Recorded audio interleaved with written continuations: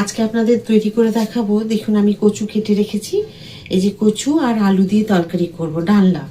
তো একদম নিরামিষ করব, বড়ি আলু কচু দিয়ে একদম ডালনা।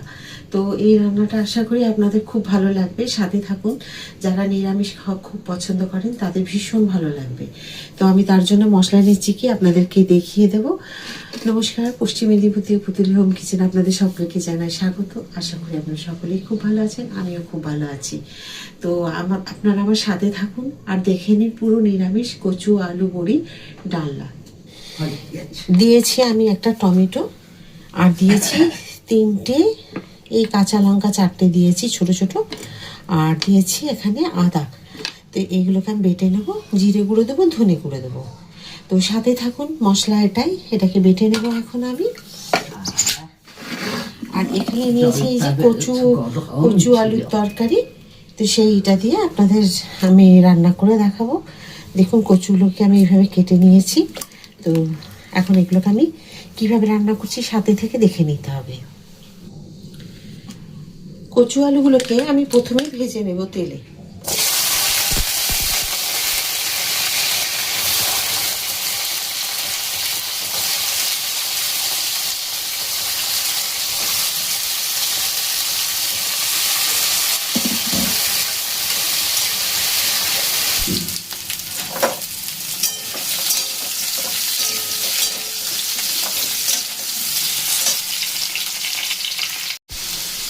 দেখুন কি সুন্দর ভাজা হয়ে গেছে।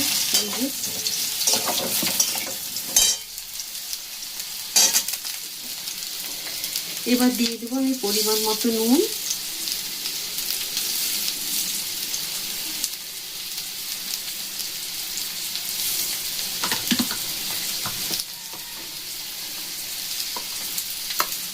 বেটে রাখা মশলা,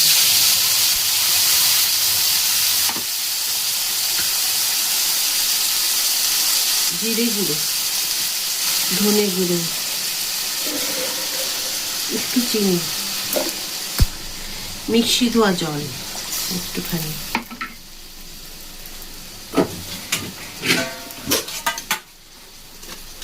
দিয়ে দিলাম হলুদ।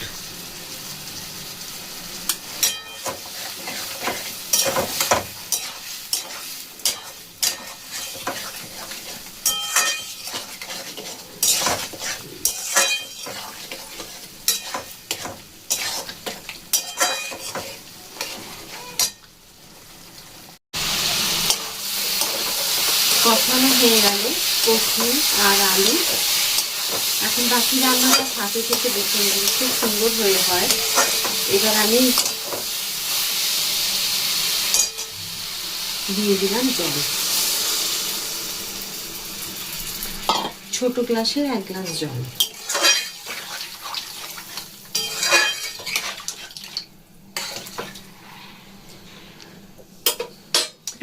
কুকারটা দেখুন, এর মধ্যে আমি ঢেলে দেব।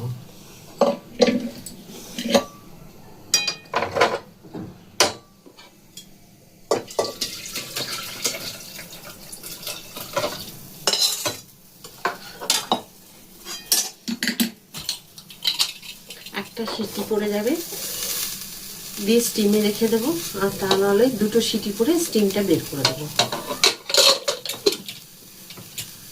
কচুর কোয়ালিটি যদি খুব ভালো হয় তাহলে কিন্তু একটা স্টিম দিয়ে, মানে একটা সিটি দিয়ে বের করে দিলে, মানে একটুখানি স্টিমে রেখে বের করে দিলে স্টিমটাকে, তাহলে কিন্তু খুব ভালোভাবে এই রান্নাটা হয়ে যায়। আর যদি কচু একটু খারাপ হয় তাহলে কিন্তু দেখবেন 2-3টে সিটি দিলেও হয় না। তো সেটা আপনারা আপনাদের মতো বুঝে নিয়ে করবেন।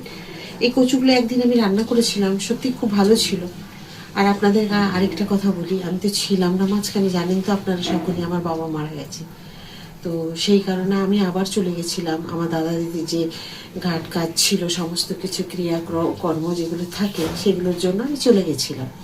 সাথে মাকে নিয়ে এসছি আমি। মাকে আর একা রেখে আসিনি ওখানে, মায়ের ভালো লাগবে না, এই কারণে আমি রেখে আসিনি। আপনাদের সাথে মাকে পরে আলাপ করাবো, নিয়ে আসবো আপনাদের কাছে। কিন্তু মা একটু সামলে নি, মায়ের মনটা ভালো নেই এখন, মায়ের শরীরটাও ভালো নেই, সেই কারণে।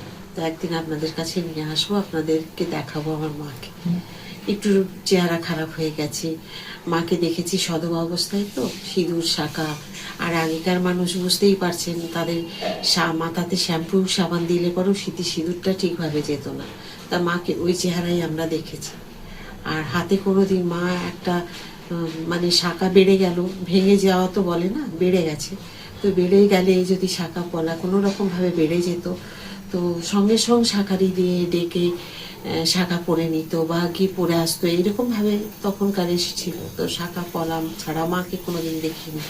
মায়ের রূপটা, চেহারাটা যেন একদম সম্পূর্ণ আমার কাছে নতুন।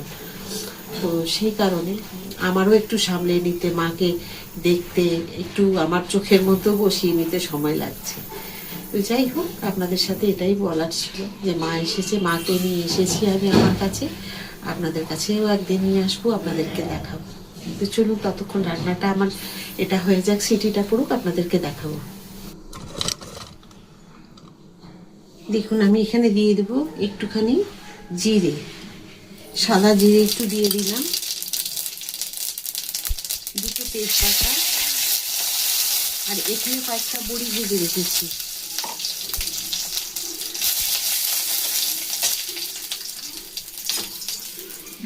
এবার দেখুন, আমি যেরকম সেদ্ধ করে রেখেছি আপনাদের বলেছিলাম, ঠিক সেই রকমই। এখন দিয়ে দেবো এখানে আমি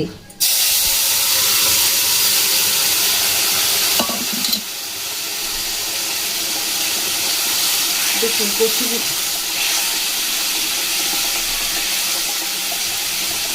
কচুগুলো আমি যেমন কেটেছিলাম ঠিক সেই রকমই আছে। আপনাদের একটা কেন, অনেকেই আমি তুলে দেখাতে পারি। দেখুন,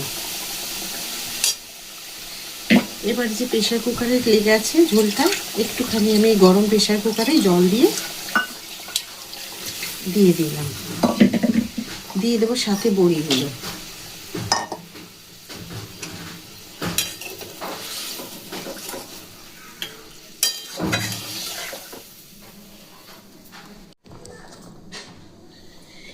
একটু দেখুন দিয়ে দেবো গরম মশলা, এটা একটু ফুটে যাক। দেখতে খুব সুন্দর হয়েছে। এবার দেখুন দিয়ে দিলাম।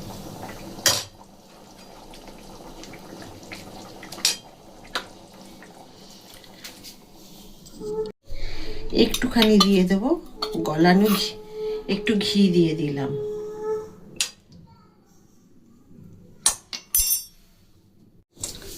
আপনাদেরকে আরেকটা জিনিস আমি বলে দিই, আমি যে কচু ভেজে রান্না করলাম তেল দিয়ে, প্রথমে সেদ্ধ করে করিনি, একটাই কারণ, কচু দেখবেন সেদ্ধ করে রান্না করলে না যেমন একটা লত করে, হড়হড় করে, ভালো লাগে না খেতে, যেন কেমন যেন চিটচিটে চলে আসে, সেই কারণে।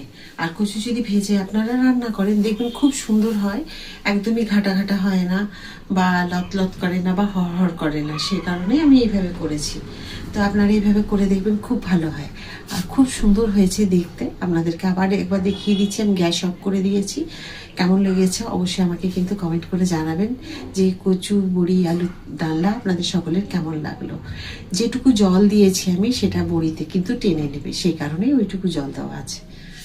তো চলুন দেখে নিই। তো এই যে দেখুন রান্নাটা, এটা আপনারা চিংড়ি মাছ দিয়েও করতে পারেন, কিন্তু খুব সুন্দর হয়েছে দেখুন দেখতে, আর খেতে তো অসাধারণ হবে।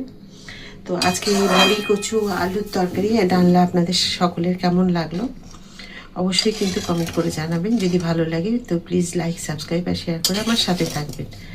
আবার একটা নতুন ভিডিওতে নতুন রান্না নিয়ে আপনাদের সকলের কাছে আমি চলে আসবো।